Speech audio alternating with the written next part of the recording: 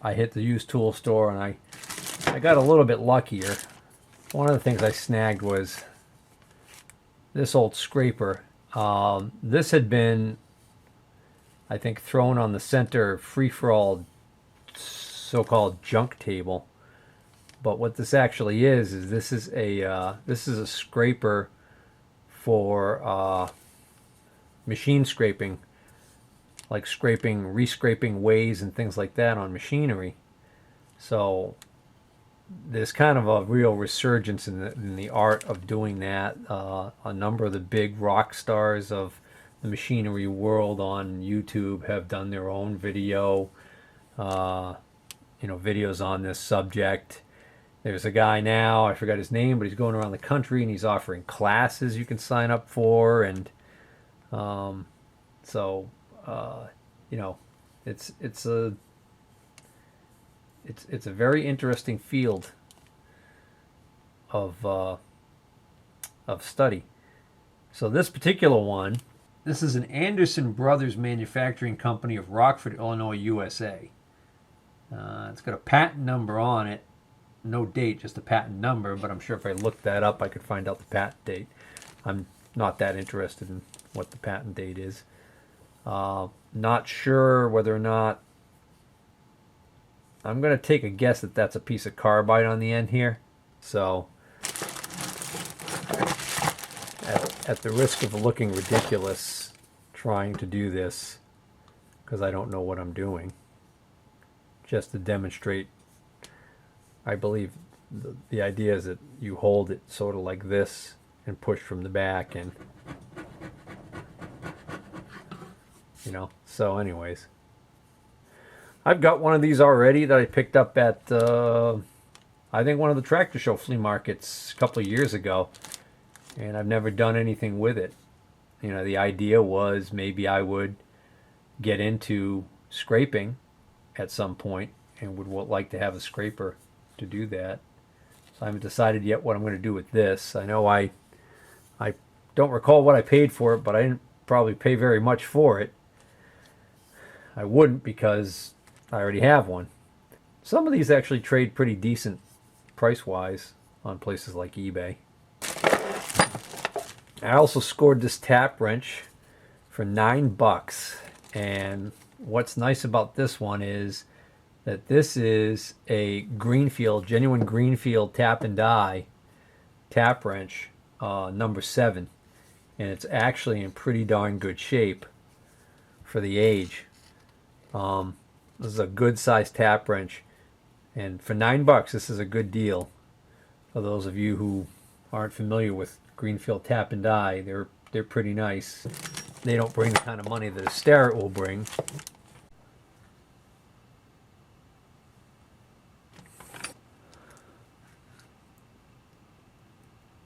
And there's that distinctive Greenfield tap and die logo. Almost looks like a couple of little teeth. It's threads, right? But it's kind of like a Twin Peaks deal. I think I've already got a number 7, so probably I'll look at them condition-wise and keep the better of the two for myself and sell the other one, I guess. What's in here?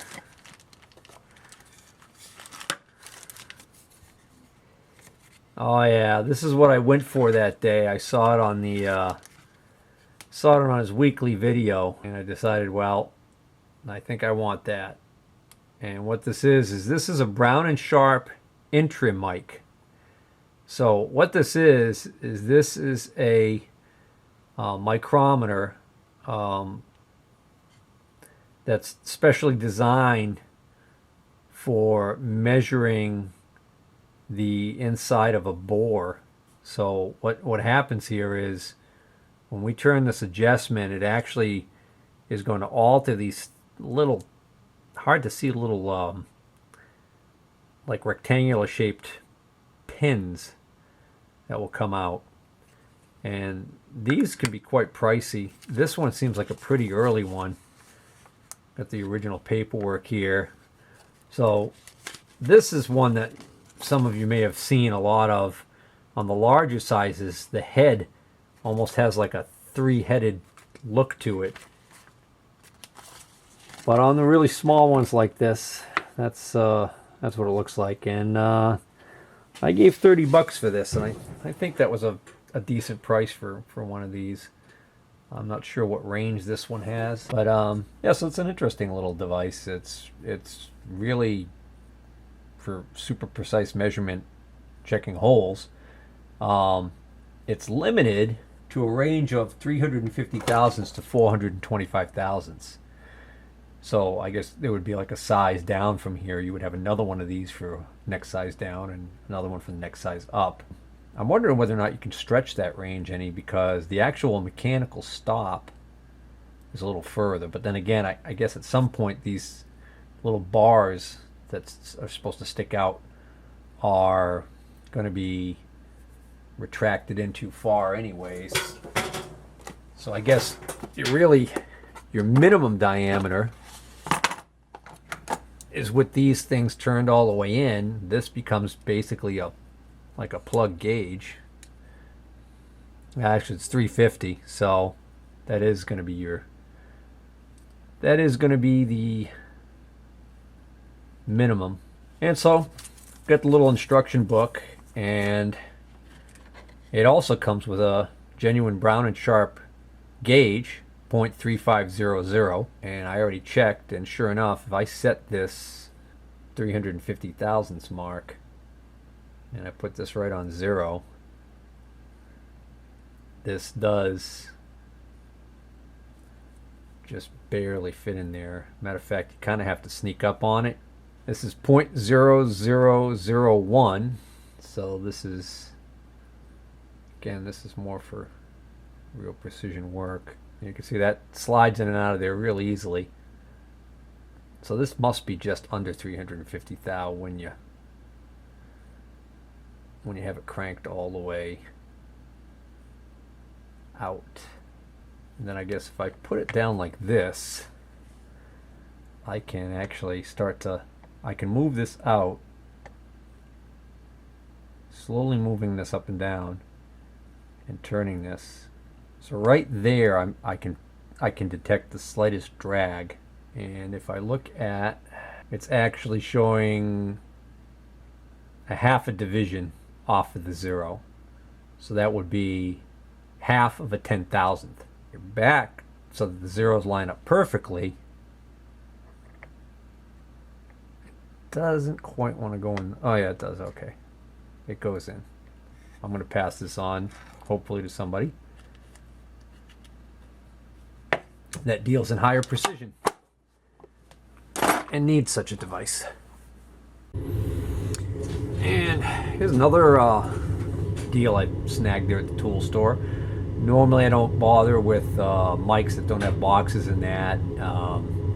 They're usually not that inexpensive there, but this one caught my eye because it's a Starrett that he had marked for 10 bucks, and it happens to be a model 231 FX.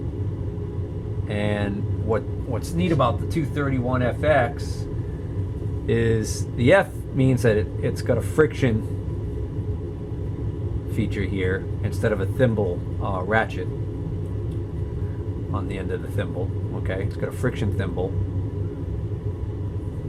and it's got a lock, and the X, I forget which one. The X I think the X indicates that it's a 10,000ths or a tenths micrometer, which is also clearly evident by the fact you've got this vernier scale right here. And it's got carbide faces, and it's actually not in horrible shape. So I think that was worth the 10 bucks.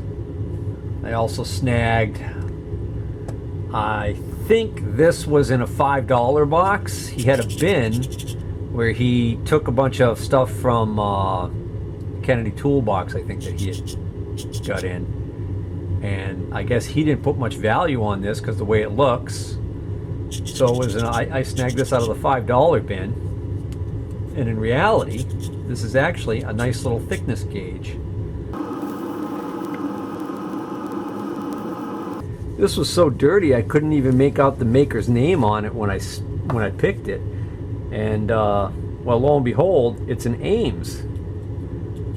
Ames was an indicator manufacturer out of Waltham, Massachusetts. Waltham was also a famous area for many pocket watch, I believe, timepiece manufacturers.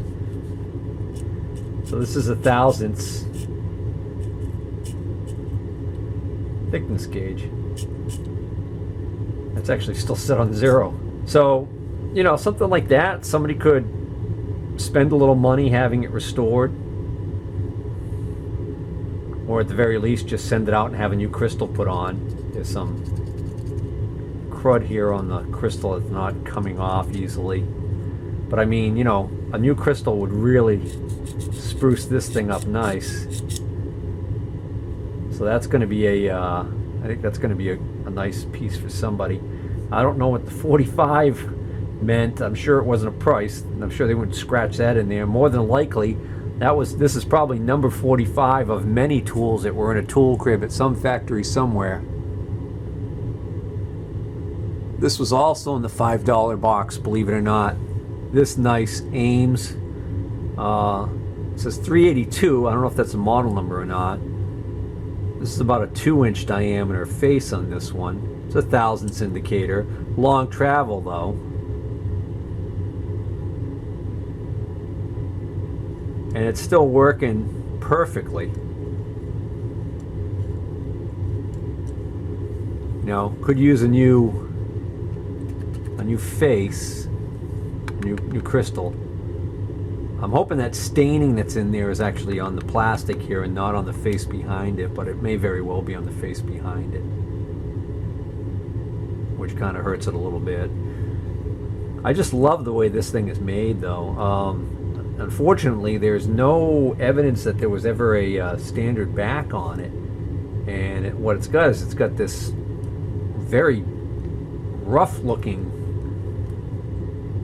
you know, for such a delicate piece, it's got this very rough looking bracket that's been put on it. But the interesting thing about the bracket is that somebody actually took the time to make this bracket in a way, clearly it was on a post, probably on a stand, okay, on an indicator stand. And what they've done here is there's a nut, locking nut, but this is a fine adjustment that they've built into this thing. So the idea being that this screw and wing nut here obviously is to clamp this lower piece into position on the post for your rough height adjustment, and then you would come along and you would screw this down, and I can actually feel that closes up. So it's a very, very odd little way they did this. I'm wondering if this even is really a working fine adjustment the way that it's made. Oh, I take that back. This does not appear to be really much of a fine adjustment at all. Very crude bracket. But it's still a nice looking indicator. Love the chrome plated back and body. This is, you know, for such a fine looking, well made looking indicator, it's got some heft to it. Of course, a lot of that's probably this outer part right here, this outer ring is plastic, as is this little clamping part right here that keeps this from turning. I came across this little level in the original box. It's a Starrett number 135, 3.5 inch nickel plated pocket level.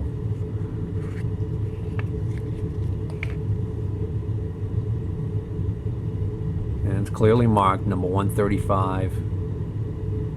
And I paid 15 bucks for this, so I don't know whether or not it was worth it or not. I just liked it. And I figured if I can't sell it for a little bit of profit, I might just keep it. In the $2 bin, I was digging through. I found these two parallels, and they're marked 5/8 by 5/16.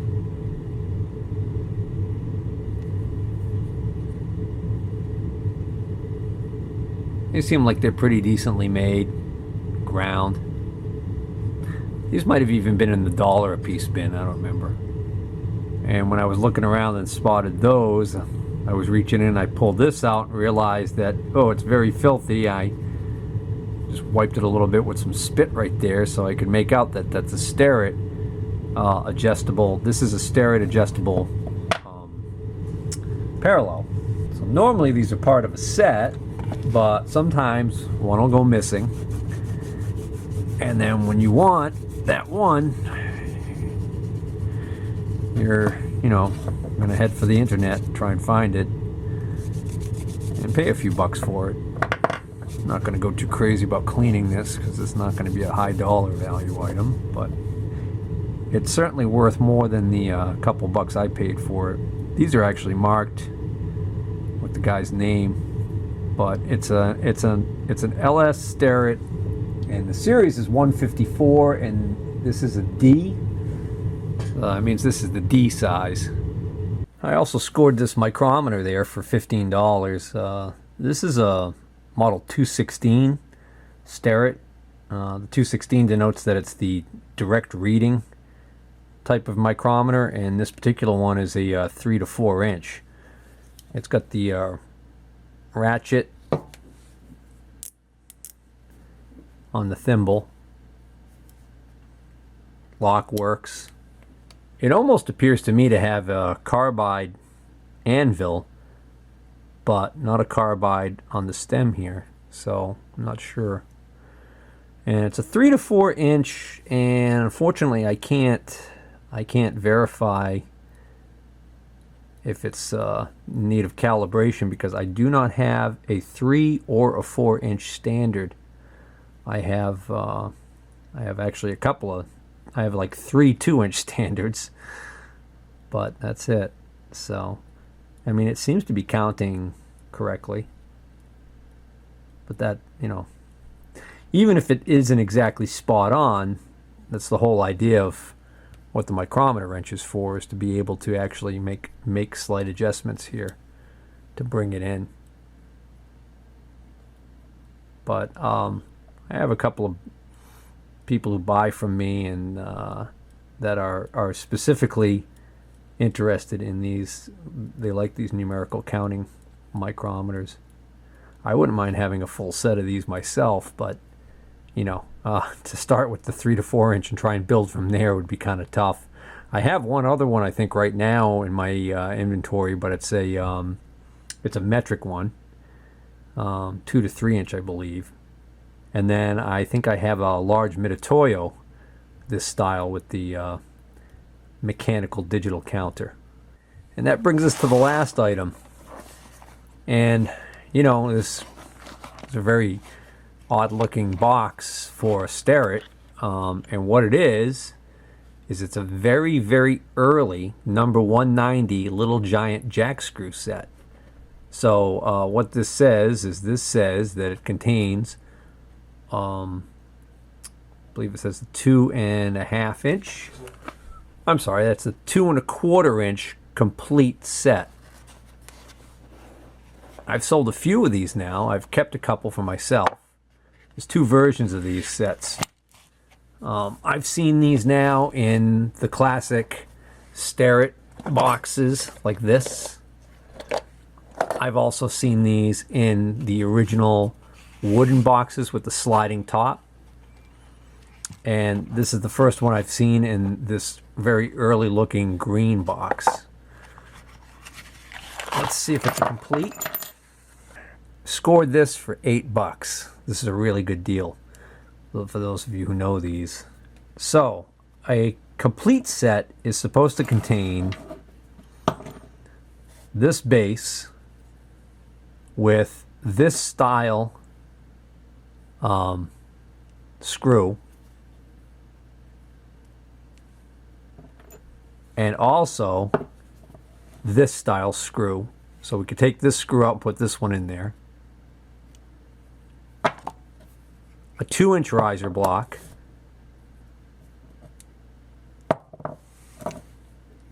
A 1-inch riser block.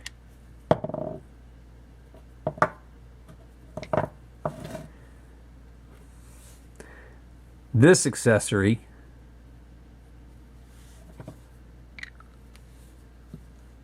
which allows this to be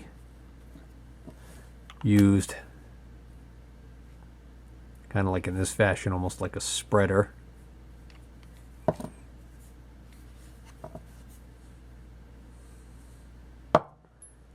But it's missing one other piece, the Tommy bar, this little bar to turn it. Let me show you what that missing piece looks like. So just grab this out of my complete set. This is the piece that's missing from this set. And what this allows you to do, this allows you to use the jack on top of a round bar. So if you had a piece of round stock, I guess you could also put this upside down like this, sit this on your mill table, and if you have a piece of round stock that's sticking out of your vise, you could bring this up and support it. Okay, so it's a handy little jack to have. And even with this piece missing, this is still a really good deal at $8. Now, what I can't tell you is what the heck this stuff is that was in here. All right, this is interesting. This is a very little, almost like a little tiny V-block somebody made. A couple of them. Oh, well, now that's interesting. That's got a threaded hole in the back of it. I don't think these belong to this at all. I think these just get kind of thrown in here. And there's a number 262 on the end of this. You know, both of these are marked 262. This one doesn't appear to be marked. So I don't know what those are. Interesting. All right, so that's it. We're going to call this video a wrap. So I hope you enjoyed this video. Please hit the like button, and if you're not already a subscriber, please consider subscribing. Take care.